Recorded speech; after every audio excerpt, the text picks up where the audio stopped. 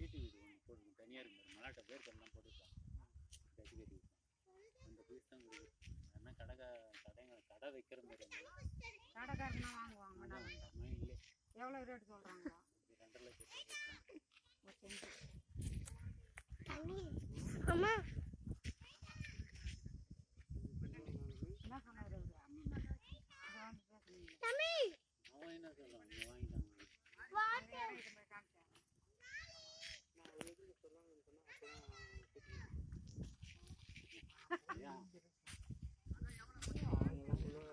அப்படிலாம் இல்லை வெறுக்கிறது அதெல்லாம் வாங்கிட்டு போகிறோம்